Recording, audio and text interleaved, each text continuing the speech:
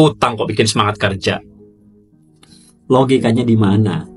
Setahun lalu saya pernah bahas ini dan sekarang saya pengen ngingetin lagi bahwa nggak ada hubungannya antara kamu punya utang, cicilan, ataupun pinjol dengan semangatmu untuk kerja.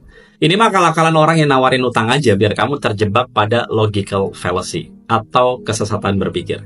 Kalau sekarang kamu kepepet bener-bener butuh uang terus memutuskan utang, oke, that's different matter. Yang saya tekankan di sini adalah kecacatan berpikir yang menganggap bahwa kalau utang bisa bikin semangat kerja. Dan bahayanya kalau cara berpikir seperti ini diterusin. Saya recall dikit ya untuk pemanasan. Semangat dalam bahasa Inggris artinya spirit. Spirit berhubungan dengan spiritual dan segala unsur di dalamnya. Secara akar bahasa Ibrani dan Yunani, spirit artinya nafas. So, in a simple definition, semangat adalah kondisi ketika seseorang bisa bernafas dengan baik dan benar, sehingga dia terhubung dengan jiwanya. Pertanyaannya sekarang, kalau kamu punya hutang banyak, pikiran dan nafasmu gimana? Still kalem atau ngos-ngosan? Kerjamu bisa tenang atau kejar-kejaran?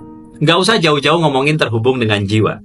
Terhubung secara emosional dengan anak istri di rumah aja belum tentu.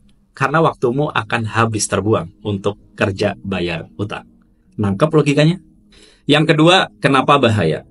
Gini, cara berpikir bahwa utang bisa bikin semangat kerja, ini nanti lama-lama akan berkembang jadi pola pikir, ya kalau nggak utang kita nggak akan pernah bisa punya sampai kapanpun. Nabung juga nggak akan bisa tercapai sampai mati. Gitu kan?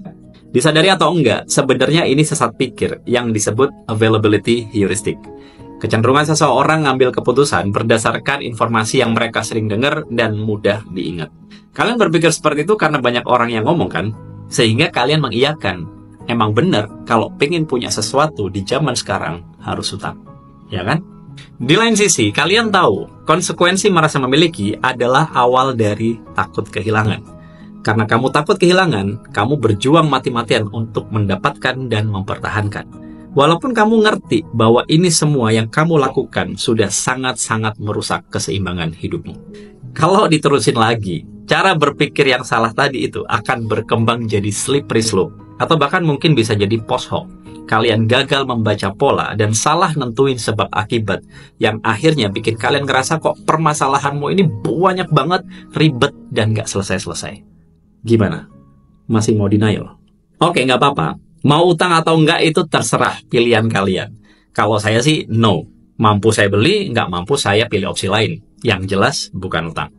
Yang pasti, kalau kamu memilih hutang dengan alasan untuk semangat kerja, jangan ngimpi work-life balance.